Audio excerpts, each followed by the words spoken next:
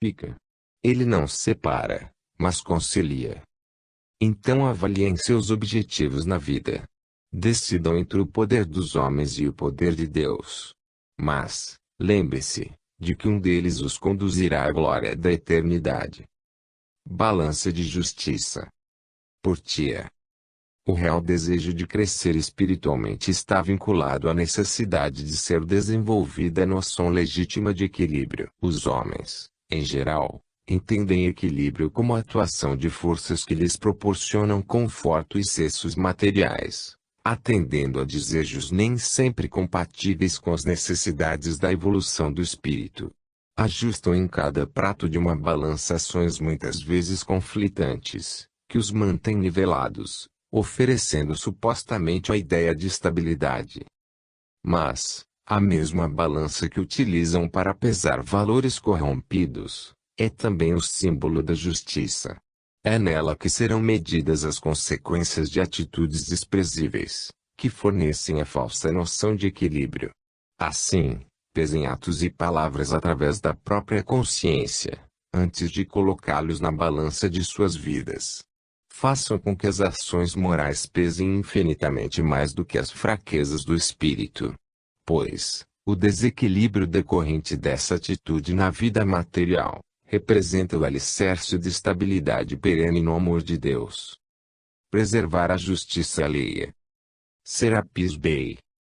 Deus concedeu o livre-arbítrio aos seus filhos, para que possam escolher livremente os caminhos que desejam seguir. Essa prova de respeito às decisões individuais denota que o homem nasceu para ser livre, distante da escravidão e da tirania. Trata-se de um direito irreversível. Mas quando exercerem essa prerrogativa, avaliem o quanto suas decisões afetam a liberdade de outros. O quanto seus gostos e vontades estão sendo canalizados para interferir no livre-arbítrio dos irmãos, que gozam do mesmo direito de serem livres e independentes nas decisões que tomam. Lembre-se que, ao intervir na liberdade alheia, estão contrariando uma dádiva de Deus, que é o primeiro a respeitar seus próprios direitos de liberdade. Portanto, sejam críticos de seus atos, para não se tornar opressores. E, no impulso natural, os que desconhecerem os princípios divinos no que tange ao livre-arbítrio, acabarão por se aproximar de irmãos com a mesma índole. No convívio de inclinações similares, aprenderão a dar valor e respeitar a liberdade individual. E entenderão por que se equivocaram ao escolherem o caminho da prepotência. Chaves da Ascensão. Pedro. As imagens que me retraíam na terra costumam mostrar duas chaves, que classificam como as chaves do céu. Como se tratasse de chaves que tivessem o único propósito de abrir portas, pelas quais passarão aqueles que merecem ingressar no paraíso divino. Entendam que essa simbologia não atende ao verdadeiro e amplo significado das chaves. Elas não expressam apenas meros instrumentos que ficam em meu poder para abrir portas.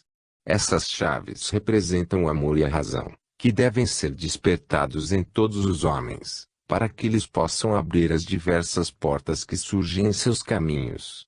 São os símbolos dos atributos necessários daqueles que desejam crescer na espiritualidade, pois elas são a síntese da força de vontade, da caridade e da fé em Deus. Muito mais do que objetos, são um estado de espírito, retratam as qualidades da ascensão. Assim, os homens devem guardar essas chaves com muita responsabilidade. Elas são as alavancas das iniciações espirituais de cada um. Essencialmente, os meios iluminados de abrirem as portas da liberdade. Não verá quem ajudar. Portia. Aqueles que conhecem os aspectos kármicos da vida material sabem que provação é ensinamento. Sabem que Deus, em sua infinita bondade, envia a provação para que seus filhos alcancem a sabedoria e o crescimento espiritual, apesar de muitas vezes esses ensinamentos serem profundamente dolorosos. Isso não significa, no entanto, que ao encontrarem irmãos em dificuldades e em sofrimento, devam abandoná-los à própria sorte por achar que são merecedores do karma. É claro que se eles passam por provações é porque merecem, mas não denota que devam ser desamparados. O homem que se intitula realmente filho de Deus, entende assim que os irmãos que merecem o karma também merecem auxílio. Pois os sofredores aprenderão pelos bons gestos daqueles que estendem as mãos, que a provação abre mentes e corações, produzindo razão e amor. E quem auxilia também está cumprindo o seu karma. Essa dualidade é primordial para o sentido das encarnações. Nunca desejem ser os juízes sobre quem merece ou não provações.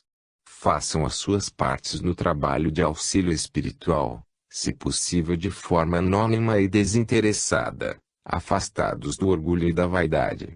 Pois esse é um comportamento de humildade que fará com que sempre encontrem ajuda nos momentos difíceis. Ela virá de Deus, mas muitas vezes, também, através daqueles a quem ajudaram no passado. Pois precisamos uns dos outros. Espada de amor. Miguel. A simbologia que os homens adotam dão margem a diversas interpretações, algumas das quais exageradas e confusas. A minha imagem em geral mostra um anjo que me representa, com uma espada em punho prestes a atacar um demônio caído. É uma imagem que passa a ideia da morte, com todas as características de covardia, porque indica alguém pronto a dizimar, pelas costas, um ser caído e desarmado. É importante que saibam que entre as missões dos anjos e dos arcanjos não está a de destruir demônios, mas sim a de cortar o mal que eles produzem, quando assim Deus permite. É um trabalho, portanto, de paz e de harmonização do universo, porém nunca de destruição de seres, que mesmo sendo adeptos do piáculo, não deixam de ser nossos irmãos. Assim como nós, também foram criados por Deus, só que enveredaram por caminhos nocivos. Outro fator que devem considerar, é que esses irmãos, ao praticarem o mal, estão mostrando aos demais o que significa tal comportamento em termos de aparências, de trevas e, principalmente, de consequências. Por essa razão, Lúcifer, que vocês chamam simbolicamente de príncipe das trevas, possui um nome que na verdade significa filho da alvorada. Porque, assim como Deus é a luz suprema e definitiva que orienta sobre o que fazer, nosso irmão Lúcifer é a sombra que detona a luz do que não fazer. Todas as falanges demoníacas devem ser enfrentadas com muita firmeza e fé, mas com o senso aguçado de amor. Pois ele é a grande arma de todos aqueles que seguem Deus. Está representado pela espada que conduzo na mão. Uso das riquezas naturais. Sútico. Vocês dizem que o ouro é motivo para gestos impensados daqueles que são dominados pela cobiça. Realmente isso ocorre na Terra. Mas o importante é que não é o ouro que é o motivo de atitudes impróprias. Qualquer coisa pode ser causa de ganância e de avidez, pois o problema está na cabeça dos homens. Vejam o exemplo que vou lhes dar. Existe um planeta fora da Via Láctea, onde o ouro é encontrado em quantidades similares ao minério de ferro na Terra.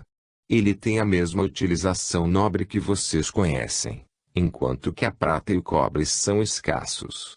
Entretanto, existe a consciência planetária de que essas riquezas precisam ser aplicadas para o bem comum da vida local. Com base nesse pensamento, os governos se uniram e criaram grupos, que avaliam como utilizar os recursos onde eles realmente sejam necessários. Essa política racional de alocação das riquezas faz com que todos possam desfrutar dos bens naturais, que na verdade pertencem mesmo a todos. A qualidade de vida é excepcional, e as mentes se preocupam com fatos mais nobres e criativos, e não com a cobiça e a avareza.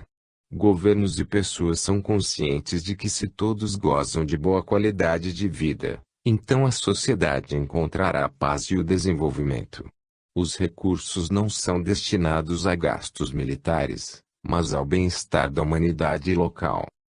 É um exemplo que infelizmente não é seguido na Terra e tão cedo não será seguido. Os homens continuam acumulando riquezas, esquecendo que os bens naturais são propriedade da humanidade. e não de poucos avarentos e ambiciosos, que em nada contribuem para uma vida melhor. Alquimia humana.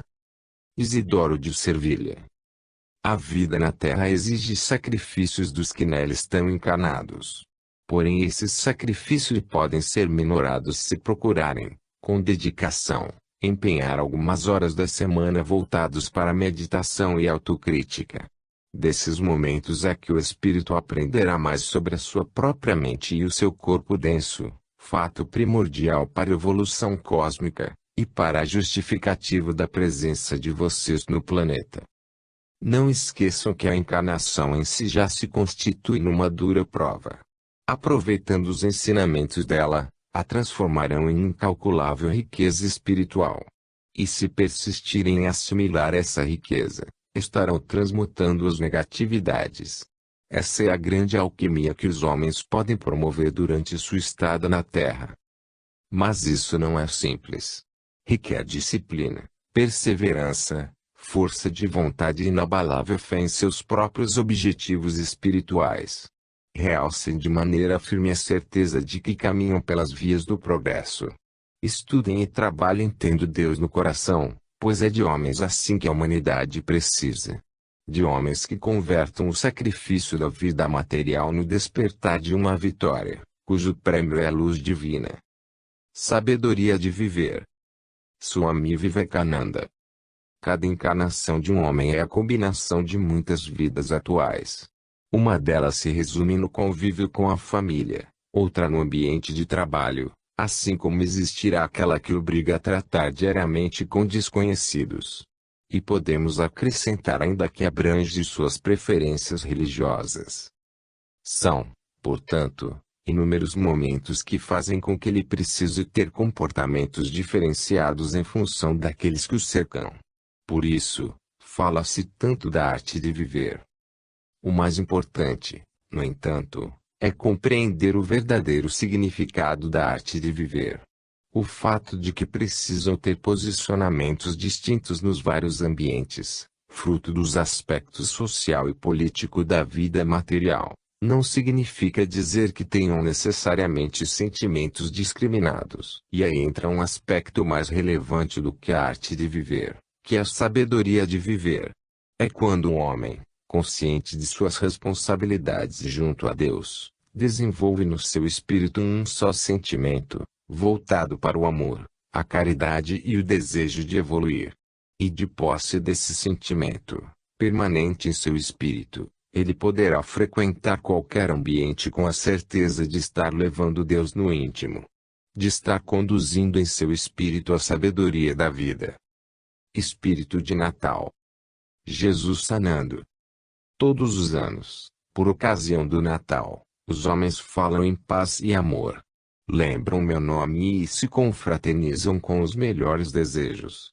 Porém, são momentos e gestos que rapidamente esvaecem no tempo. Por essa razão, desejo de cada homem um presente especial, que não seja esquecido na efemeridade da vida terrena e se prolongue pela eternidade. Eu lhes peço que medilhem e façam autocrítica constante, na busca de negatividades que devem ser transmutadas. Rogo que sejam determinados em vencer as próprias imperfeições, travando batalhas sutis contra atos e pensamentos perversos. Que pratiquem a caridade, pelo simples prazer de fazê-la. E que tenham resignação e paciência ante as adversidades, para que obtenham vitórias permanentes. E através do amor sirvam de exemplo e de esperança para os carentes de paz. Eu lhes invoco a terem inteligência e força de vontade para construírem a fé. Nessa nova era que se inicia, revigoro minha contemplação pelos homens de boa vontade. Para que possamos juntos ter um único pensamento de louvor ao Pai, de gratidão pela vida e de amor pela renovação que nos proporciona. Que ele brilhe no íntimo de cada um com intensidade de um sol eterno, que fará das suas vidas momentos gratificantes de paz, de razão e de felicidade com a própria consciência. Eu lhes peço que me concedam esse presente, dádiva do amor a Deus. Dádiva do amor recíproco entre os homens. Dia de presença. Serapis Bey. Sempre esperamos o melhor de cada homem. Mantemos firme a nossa confiança de que chegará o dia da presença para cada um de vocês. Será um momento luminoso, que despertará a consciência de que Deus vive em vocês mesmos, sob a forma de amor, de paz, de conhecimento, de compaixão. E no íntimo que sentirão a presença dele, mais forte do que em qualquer outro lugar. Será um dia também de autorrealização e de plenitude da autoestima. Os homens ainda não aprenderam o quanto podem ser fortes e pujantes no universo. Não conhecem sobre os caminhos de luz que podem seguir, ou sobre o alcance da criatividade que habita em seus espíritos. Ignoram que são depositários do infinito e da eternidade, pois não sabem que Deus divide com seus filhos o imenso poder que tem. Mas confiamos que, um dia, descobrirão que são fortes o bastante para edificarem o próprio ser. Será o dia da presença. O dia da conscientização da presença divina em suas vidas. O dia do encontro com vocês mesmos. Atos e pensamentos nobres. Leia Léo. Por se tratar de um período de provas, a vida material se caracteriza pelo convívio constante entre encarnados e desencarnados, os quais agem muitas vezes sob influência recíproca. E como o plano terrestre é de imperfeições, essas influências tanto podem ser positivas quanto negativas. Vocês talvez então questionem, como alguém encarnado influencia desencarnados. Saibam que essa influência ocorre basicamente de dois modos. Através dos exemplos que são dados pelo comportamento cotidiano, assim como pelos desejos que são manifestados mentalmente ou mesmo por palavras em alto e bom som. Nesse último caso estão incluídos os desejos realizados em voz alta, e até os pedidos manifestados em consultas espiritualistas a irmãos desencarnados, que se encontram momentaneamente incorporados a médiuns para prestarem ajuda aos que ali recorrem. Portanto, percebam que tanto comportamentos quanto pedidos e desejos podem revelar bons ou maus sentimentos, influenciando irmãos desencarnados que ainda não possuem os devidos esclarecimentos sobre as leis divinas. Isso significa que quando vocês procuram agir corretamente com bons sentimentos, não estão apenas se ajudando, mas também prestando, involuntariamente, ensinamentos àqueles que os observam do plano espiritual. Da mesma forma que, quando fizerem pedidos de ajuda a irmãos que prestam consulta espiritual, vocês devem se abster de extravasar desejos de vingança e outros de má índole. Pois se fizerem pedidos escusos, e forem atendidos por esses irmãos pouco esclarecidos, vocês os estarão conduzindo a praticarem o mal, com consequências que retornam para vocês mesmos. Em resumo, nada melhor do que ter paz de espírito. Saber que, por atos e pensamentos nobres, estarão se ajudando. Bem como, dando exemplo para aqueles desencarnados que os observam, de também se ajudarem na busca do progresso espiritual. Pela glória de Deus e pelo bem de todos. Orações pelo planeta. Arcanjo Uriel. Que Deus esteja com todos. A Terra precisa muito de orações daqueles que acreditam na paz e no amor. É fundamental para o equilíbrio do planeta que homens de boa vontade se disponham a agir e orar. Pois, e através das boas mentalizações em direção a Deus, que é trazida a luz para as mentes ainda obscuras, que desconhecem o valor do entendimento entre os homens. Ponto. Eu lhes aconselho a imaginarem a Terra cercada por intensa luz azul. E, sobre os pontos críticos do planeta, projetem a imagem de Jesus envolta na luz dourada.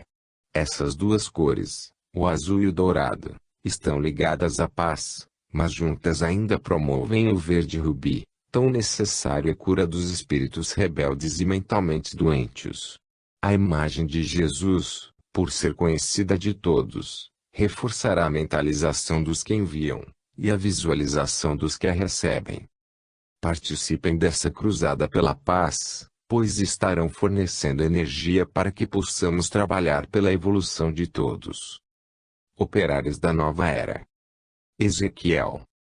A chama violeta, que tantos benefícios tem trazido ao planeta, é um símbolo da vontade real de cada homem de transmutar suas imperfeições.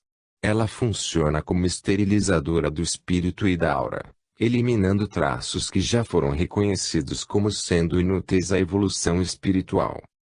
Por isso, é essencial a meditação, pois como alguém pode expurgar imperfeições e negatividades se não as reconhece ou procura identificá-las? Esse processo se faz com autocrítica, que deriva de reflexões constantes e sinceras. À medida que forem admitindo a existência dessas falhas e transmutando-as, a chama violeta surge como instrumento fundamental de limpeza, de cicatrização e de cura. Ela está disponível àqueles que realmente desejam mudar. Ela terá efeitos notáveis, beneficiando os homens que são honestos com a própria consciência e que respeitam a razão, ao reconhecerem que Deus é o futuro irreversível de felicidade e de paz. Sendo assim, apressem a caminhada na direção desse futuro.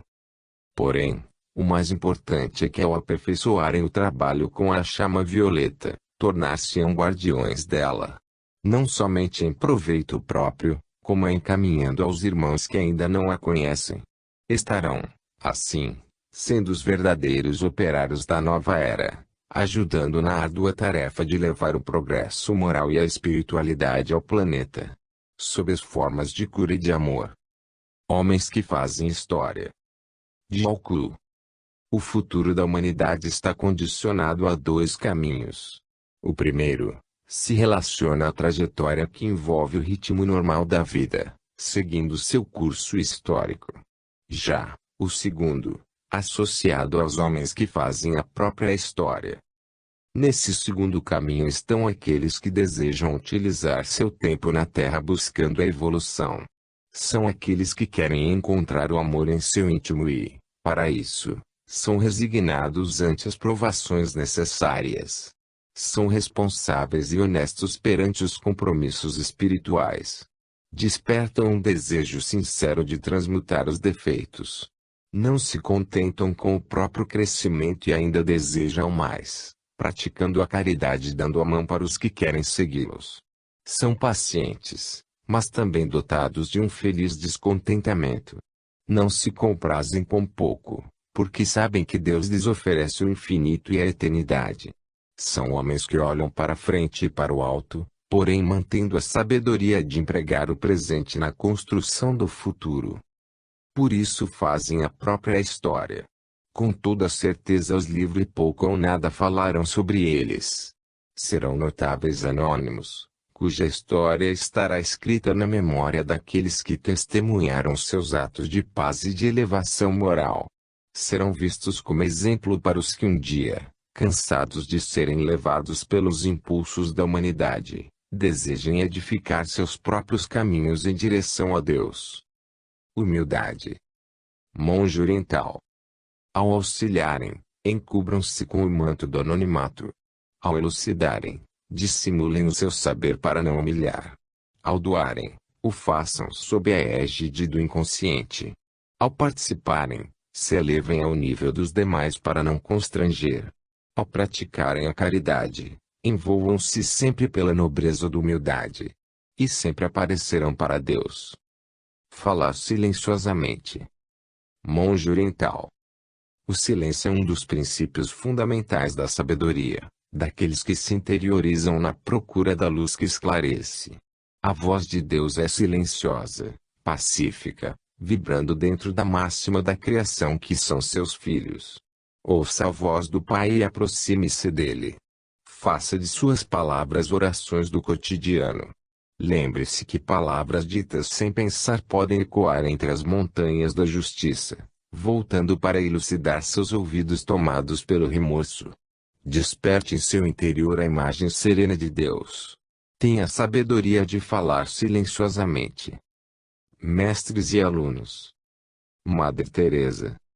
Dediquei minha vida ao cristianismo, abraçando os ensinamentos de Jesus com um ardor que dificilmente descreverei através de palavras. E quando fui trabalhar entre as populações carentes na Índia, Avaliei minha missão como extremamente difícil, com traços especiais e desafiadores. Porém, achei, do fundo do meu coração, que poderia difundir minha crença religiosa entre aqueles do convívio diário.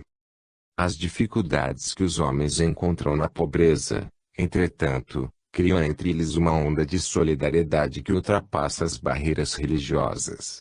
A realidade da sobrevivência revela, no íntimo de cada um, valores e ensinamentos que surpreendem. Fica difícil saber quem ensina e quem aprende, pois todos são mestres e todos são, ao mesmo tempo, alunos. É quando sentimos que Deus fala através de todos, independente da crença que professam. Mas aprendi também que a grande religião da humanidade é o amor, e seu ritual a caridade. Foi esse o ensinamento que Jesus nos passou durante seu período na Terra, e que até hoje a maioria dos homens não compreende. Será tão difícil entender que os menores gestos de doação e de compaixão podem despertar grandes esperanças de uma vida melhor? E que Deus é a maior riqueza que levamos para qualquer lugar em qualquer época. Desejo a meus irmãos que, ao chegarem ao final de suas vidas, olhem para trás, e possam dizer que foram praticantes da verdadeira religião da humanidade. E que Deus lhes recompense com uma passagem tão suave quanto a que tive. Que o Pai brilhe eternamente em seus espíritos. Era de decisões. Saint-Germain. Várias declarações são feitas, afirmando que a nova era que se abate sobre a terra nasce sob o signo da paz e da prosperidade. Muitos de vocês devem, então, perguntar o porquê de tanta destruição, incompreensão, omissão e conflitos, alguns dos quais utilizando espuriamente o nome de Deus como argumento. Porque, se os novos tempos são de paz, antes de tudo, devo lembrar que a era que se inicia de decisões. Era da escolha entre o bem e o mal, entre a paz e a guerra, entre a caridade e a omissão, entre o progresso e a indolência. É mais do que nunca, uma era de responsabilidades. A terra possui terrenos férteis necessários para que sejam colhidas boas ações, dignas de homens de bem que sabiamente utilizam seu livre-arbítrio. Esses terrenos existem, e todos aqueles que desejarem ser os agricultores de minha nova era serão bem-vindos. Portanto, volto a lhes afirmar, que os tempos atuais são de grandes decisões. De grandes decisões individuais. A maior descoberta. Zoroastro. A humanidade já foi despertada por várias descobertas técnicas e científicas, as quais, através das gerações, proporcionaram a melhoria de qualidade de vida no planeta. Entretanto, os homens passam desapercebidos quanto à mais significativa das descobertas. Voltados apenas para os benefícios palpáveis da matéria, esquecem que o maior achado se deu com a conscientização da existência de um Deus único, Pai Criador, responsável pelo equilíbrio que rege a vida e a evolução. Foi uma descoberta que na prática nunca perdeu sua contemporaneidade, tendo em vista que ela pode aflorar em cada homem independentemente da época em que vive. Trata-se de uma descoberta que ultrapassa as barreiras do tempo, tendo o caráter perene da modernidade. A consistência que rege essa assertiva demonstra, também, o amor sublime de Deus por seus filhos. Ele não nos renegou ao simples indício da sua existência. Foi muito além. Concedeu-nos o direito da evolução, dando a chance de promovermos descobertas renovadas dentro de nós mesmos. Premiou-nos com a alegria de viver através do eterno despertar e do mérito. Pois, a cada aceno de progresso que encontramos em nosso ser, estamos descobrindo uma pequena parte daquele que nos criou.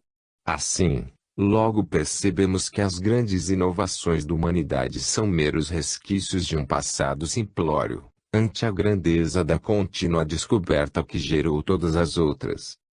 Irracionalidade. Palas Atena. As guerras são o exemplo prático do inútil. O volume de recursos que são destinados aos arsenais, que acabam sendo destruídos no momento que promovem a destruição, seria mais do que suficiente para acabar com a miséria e a fome na terra. Miséria que será alimentada pelos mortos e estropiados de cada conflito, que ficarão no registro da história, sem que as novas gerações tenham consciência do que representaram. Mesmo porque os antigos inimigos estarão unidos, como se nada tivesse ocorrido, porém unidos contra novos inimigos. É o extremo da demência e da falta de respeito humano. Mas a guerra é também o ápice das tragédias individuais. Imaginem o que é matar.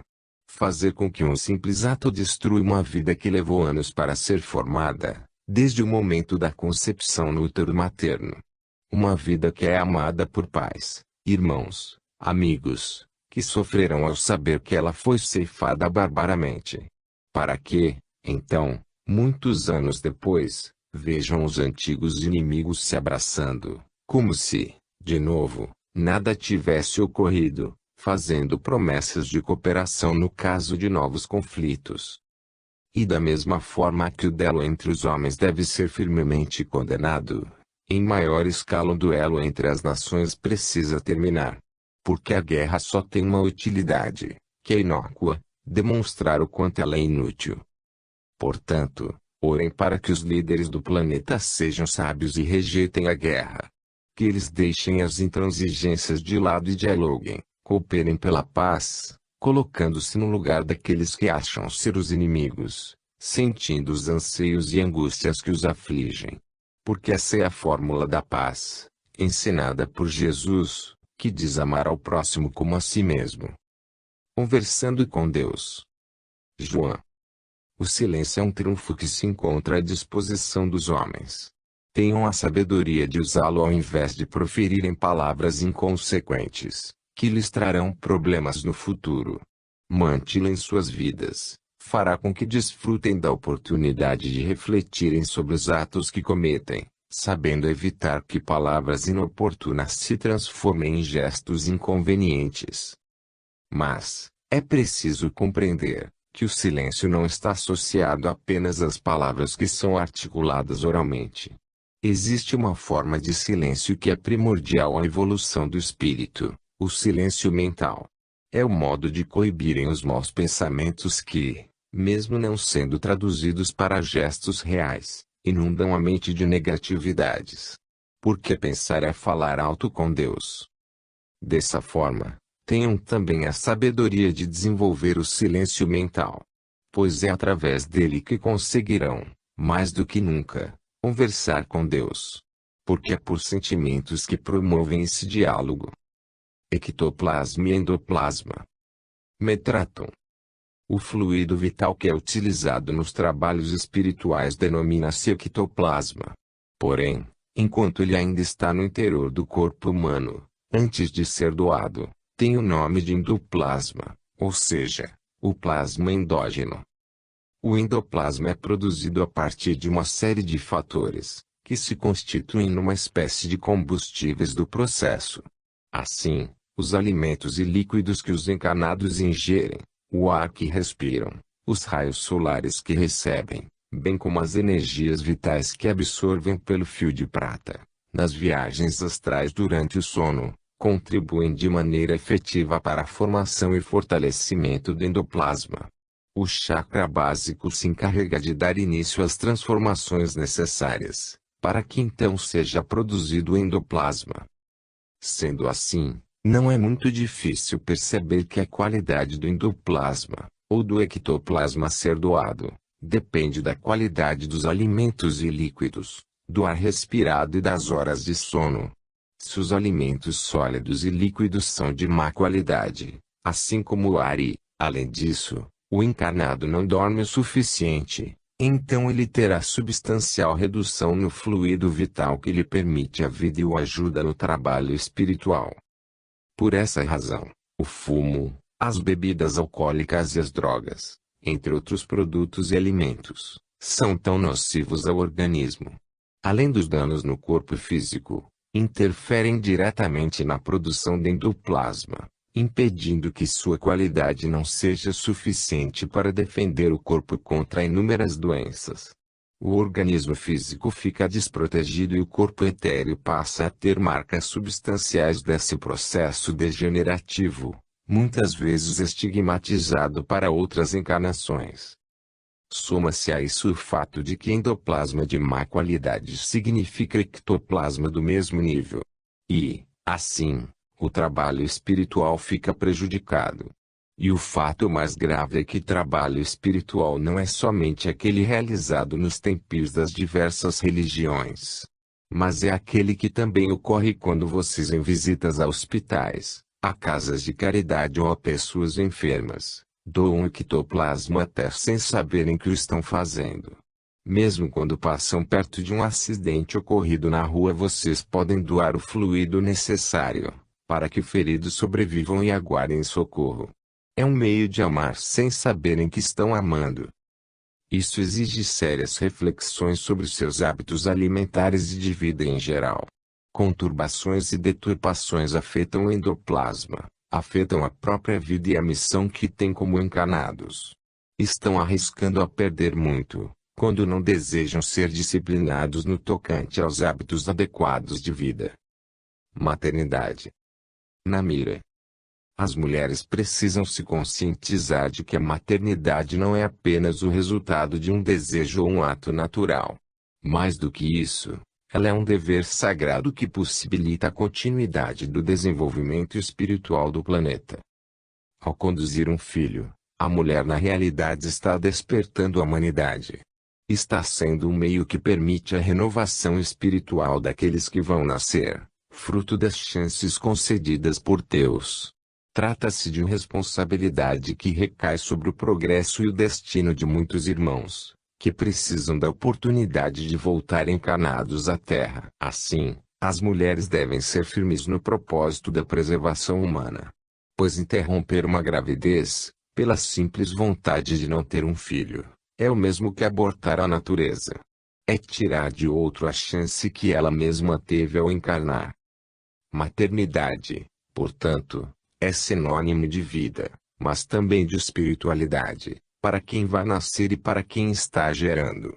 É uma forma de amor próprio e de amor a Deus. Porém, principalmente, uma maneira de declarar o amor pela humanidade.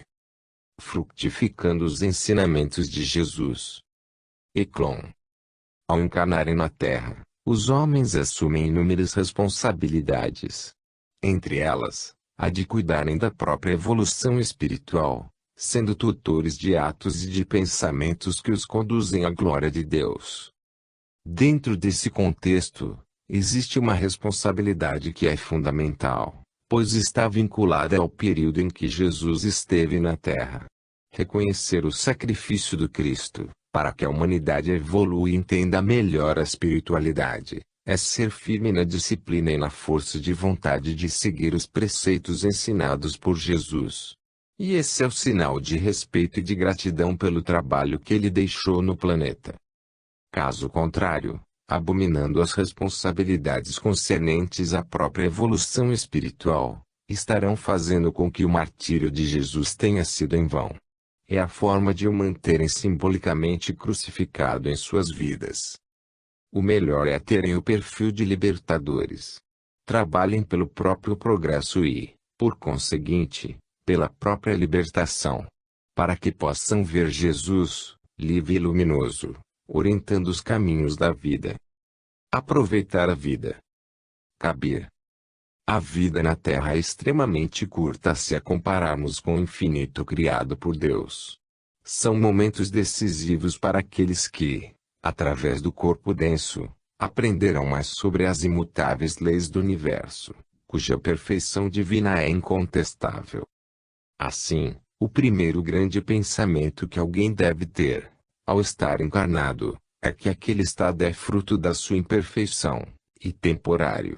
O que significa então a necessidade de vigilância permanente sobre atos e pensamentos, para que essas imperfeições sejam devidamente convertidas em perfeição, integrando-se gradualmente ao plano divino.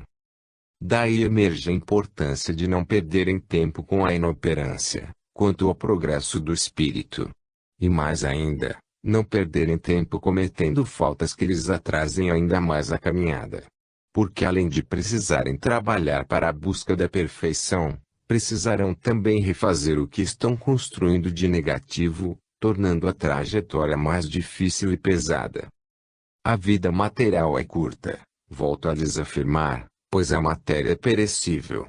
Aproveitem sim a vida, com a beleza que Deus lhes proporcionou. Vivam intensamente, porém cuidando da eternidade do espírito. Pois negligenciar quanto a esta tarefa é viver na matéria e vegetar na espiritualidade. Condição que se afasta dos propósitos espirituais que os levaram a estar na Terra temporariamente. Que Deus os ilumine, para que possam encontrá-lo em vocês mesmos. Inteligência, fé e amor próprio. Teresa dos Andes. Iniciativa é uma palavra que deve acompanhar aqueles realmente determinados a caminhar na ascensão espiritual. Nada que se refere à melhoria de seus espíritos lhes será concedido de graça e sem luta. O preço da conquista é o mérito, que qualifica o esforço incansável contra as negatividades e as imperfeições do espírito. Todas as tarefas que conduzem à evolução cabem a vocês mesmos. Meditar para realizar autocrítica, identificar imperfeições que os atrasam, avaliar os bons exemplos dados por outros, entender as mensagens que Deus envia através da natureza, e refletir sobre as provações que cumprem.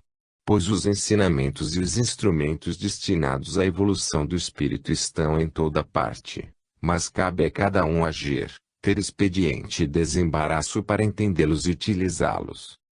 É um trabalho essencialmente de inteligência, de fé e de amor próprio. Por isso requer meditação. Por ela, tanto analfabetos quanto eruditos podem chegar às mesmas conclusões. Saibam, portanto, que meditação e iniciativa são alavancas do progresso espiritual. Elas lhe possibilitarão, pelo esforço próprio, o mérito de atingirem patamares mais elevados na eterna busca por Deus. Na eterna conquista da autorrealização. Questão de hábito. Kibanáquia. Os procedimentos que conduzem à evolução do espírito exigem renúncias e disciplina, as quais os homens nem sempre estão dispostos a aceitar. Entendem a encarnação como sendo um período de prazeres, a serem aproveitados ao máximo, alegando que a vida é curta e deve ser bem vivida. O saber viver, na realidade, está ligado principalmente ao exercício de práticas que elevem o espírito. Pois essa é a finalidade básica da encarnação, motivo que a justifica. E o compromisso de cada homem nesse processo é com a própria consciência, no sentido de que encarnação destina-se ao seu bem e progresso. Portanto, renúncias e disciplina são remédios que podem ser muitas vezes amargos, porém mais suaves que provações. E tudo é questão de hábito. Entendendo seu dever perante Deus e a própria consciência, cada homem pode se adequar ao que é necessário a seu desenvolvimento espiritual. Com o tempo, o que parecia difícil se torna fácil e aprazível. Chegar à conclusão de que a vida pode ser bem vivida pela busca da espiritualidade é um triunfo inestimável. Pois é uma das formas de associar o útil ao agradável. Sabedoria que torna os homens mais felizes, por conseguirem incorporar à matéria o toque sutil da suavidade divina. Caridade permanente. Diálculo. A prática da caridade exige dos homens o senso de continuidade. A caridade em si não é um ato isolado, que fica esquecido no tempo tal qual uma missão que foi cumprida. Ela deve ser incorporada na vida de cada um como presença constante, alentada em palavras e atos. O mérito de quem a pratica está na facilidade de despertá-la, quando necessário, de modo inequívoco e habitual. Assim, cada ato caridoso que exercem está intimamente ligado ao tempo, e rapidamente se torna passado. Deixar de desempenhar essa tarefa é, portanto, contentar-se em viver do passado em detrimento do presente, que se torna omisso. Daí se depreende que a caridade é uma tarefa essencialmente dinâmica, incorporada à vida em toda a sua extensão. Ignorar esse fato é tirar da própria existência um dos seus principais alicerces, aquele que apresenta a Deus um ser humano capaz de amar seus irmãos. Despertar a fé. Moria. Quem deseja entender sobre a fé, é porque ainda não a encontrou. Quem afirma repetidamente ter fé, necessita da certeza de que a encontrou, pois vive sob a égide da dúvida. E quem age de modo sereno, firme em seus propósitos, sem mencionar a fé, é porque a incorporou em seu espírito. Pois não precisará procurar ou se convencer de algo que já faz parte de seu próprio ser. Apenas desfruta dela. Perdoar. Monge oriental. Quando agredirem por palavras, defenda-se, mas também perdoe. Quando agredirem por gestos, defenda-se, mas também perdoe. Quando acusarem levianamente, defenda-se, mas também perdoe. Quando caluniarem, entenda, mas também perdoe. Quando humilharem, entenda, mas também perdoe. Quando traírem, entenda, mas também perdoe. Pois Deus concedeu a todos o direito de defesa, e a inteligência para compreenderem. O perdão, entretanto, é cultivado no próprio íntimo. Pois é dele que brotam as paisagens ricas da vida, que o permitem caminhar em paz com a própria consciência. Julgar os próprios atos. Radan. Muitos homens que se consideram superiores em mente e status social, satirizam com frequência os princípios básicos daqueles que procuram por Deus. Dizem que são ignorantes e acusam a religiosidade verdadeira como sendo fetiche, fruto do atraso de mal-sucedidos na vida que buscam compensar o insucesso. Eu falo sobre religiosidade verdadeira, como aquela de fundamentos morais nobres, que conscientizam cada indivíduo sobre a necessidade da prática do amor e da caridade. O compromisso religioso que faz dos homens seres de boa vontade, certos de que a autocrítica os conduz a valores saudáveis e gratificantes, como a honestidade, e o desejo de construir uma personalidade com forte conteúdo ético e espiritual. Os que, no entanto, satirizam essas condições, não deixam de frequentar os cultos de suas preferências, e apresentam respeitável imagem de compromisso religioso. Fazem da religiosidade uma via de contatos sociais e políticos. Proferem palavras sedutoras sobre o amor a Deus, atraindo para si olhares de admiração. Falam muito da bondade, da paciência, do perdão, porém são os primeiros a contrariarem na prática o que propagam. Esquecem todas as belas palavras ditas nos momentos em que a vida lhes favorece, e as substituem por atitudes egoísticas, vingativas e humilhantes para conservarem cargos importantes ou afastarem aqueles que julgam ameaçar suas posições de destaque. Esses grandes críticos, que se classificam superiores, esquecem, entretanto, de julgarem os próprios atos. Justamente por se considerarem perfeitos e bem-sucedidos na vida material, acham que são exemplos de virtudes. Prosseguem sua caminhada vivendo a ilusão da glória. Até o dia em que serão obrigados a enfrentarem o julgamento de Deus, pois essa é a lei da vida eterna. E nesse momento é que descobrem que eles mesmos se condenaram, porque não souberam aproveitar a chance de julgarem os próprios atos. Vivendo na matéria para Deus. Afis. O óbvio nem sempre se torna evidente. Isso depende dos olhos de cada um, em função do conhecimento, de sentimentos, mas principalmente da honestidade em querer enxergar o que muitas vezes não interessa ver. Dessa forma, um mesmo acontecimento tem interpretações diferentes, de acordo com os valores subjetivos de quem julga ou analisa. Embora isso seja uma prova da riqueza que Deus concede a todos, chamada de livre-arbítrio, os homens devem estar conscientes de que por trás de cada acontecimento que presenciam existem ensinamentos. É o lado oculto do mundo, o qual concentra ensinamentos latentes, que partem da natureza ou da vida, dependendo do nome que é dado a Deus. O importante é cada homem ter a humildade e a sinceridade de buscar, nos acontecimentos que envolvem a sua existência, um ótimo de aprendizados. É não se contentar com o superficial, e sempre tentar entender o que existe ali de profundo, que lhe proporcionará iniciações espirituais. Assim, ele não só desenvolve a inteligência de seu espírito, como exercita a humildade e a paciência no conhecimento da verdade. Estará facilitando a sua própria caminhada em direção a Deus, tendo a sabedoria de assimilar a educação que a vida na matéria proporciona. Pois viverá na matéria e da matéria para Deus. Liderança. Gandhi. O homem que deseja liderar deve ter, acima de tudo, elevação moral.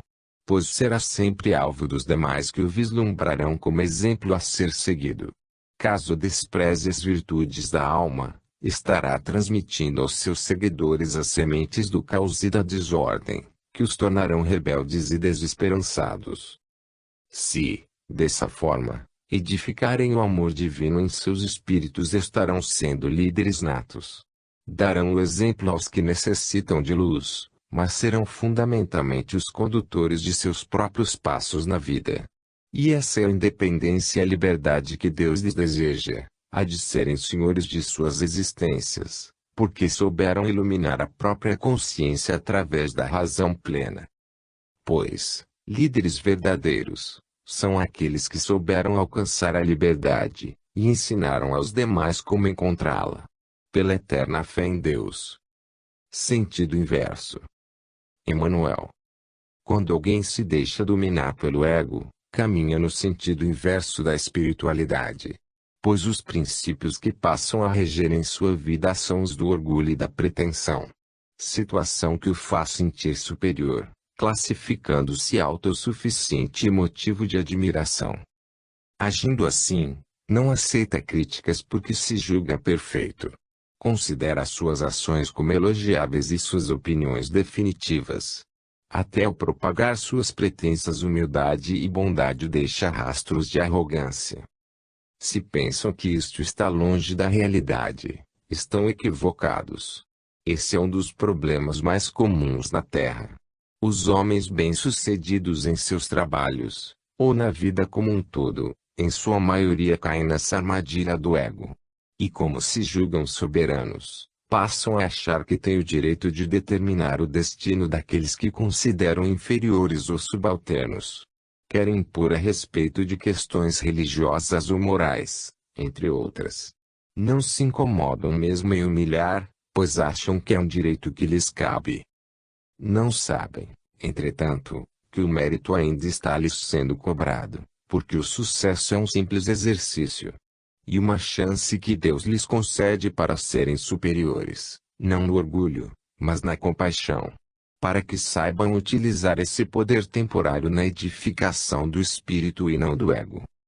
Mas, se continuarem no sentido inverso, não tenham dúvidas de que, quanto mais altos subirem, maior será a queda.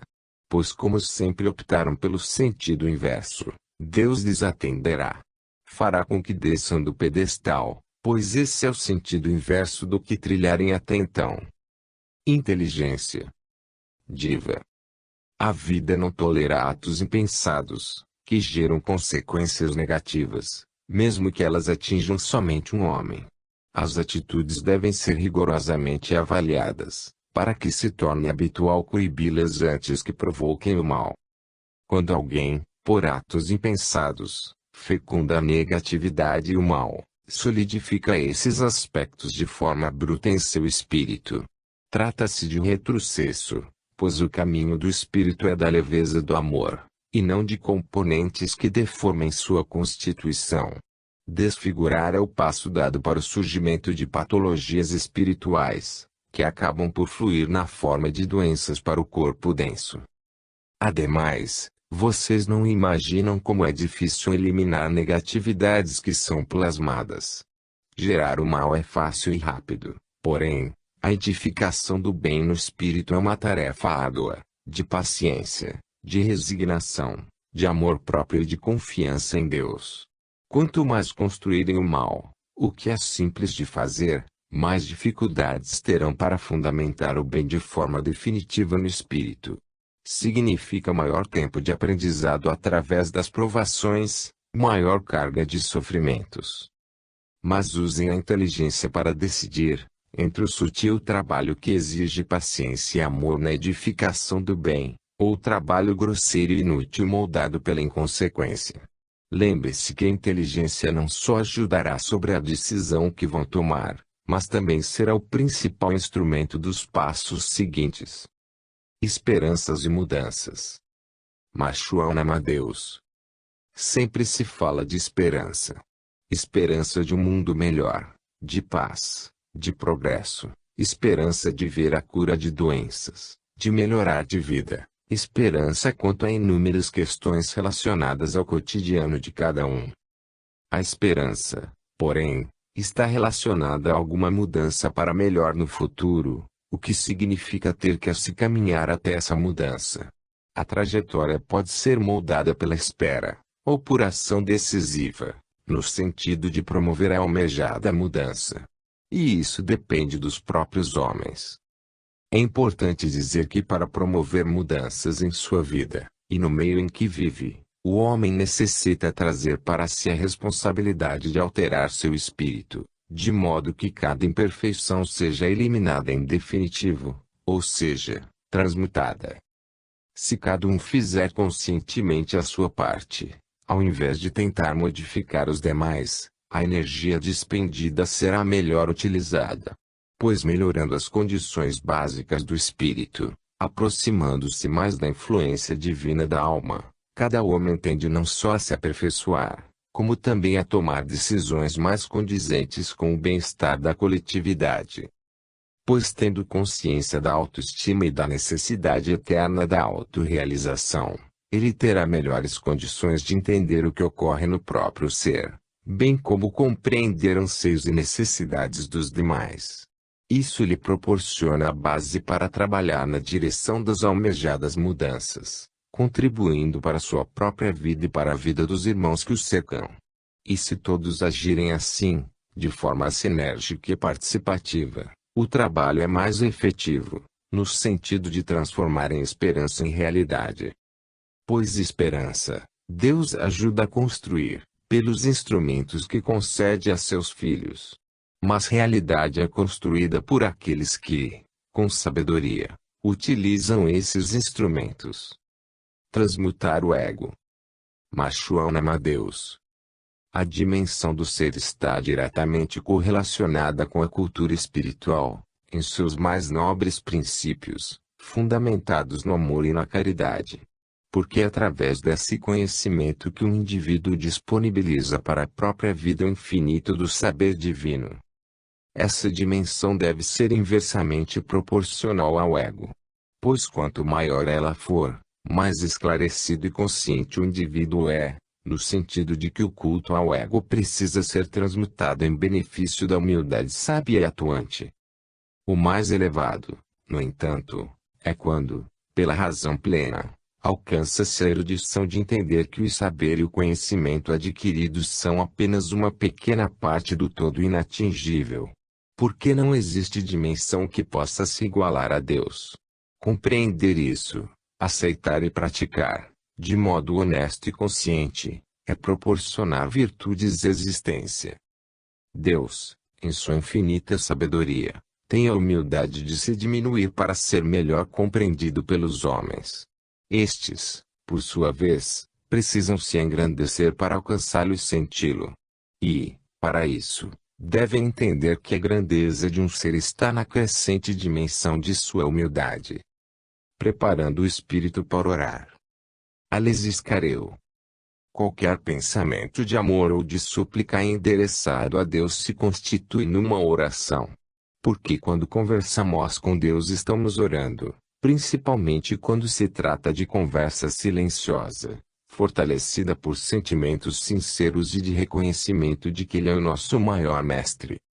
E as respostas de Deus são sempre sutis, quase inaudíveis comparadas com o tumulto que cerca a vida terrena. Por isso é importante que ao conversarem com Ele, vocês tenham a consciência de estarem libertos de sentimentos negativos que perturbem o diálogo. Porque se não abafarem esses sentimentos, ruídos que derivam da imperfeição, com toda certeza não ouvirão Deus. E poderão perder muitas orientações e ensinamentos que trariam alívio às suas vidas. Por conseguinte, preparem seus espíritos quando desejarem conversar com o Pai. Assim, farão desse diálogo realmente uma oração.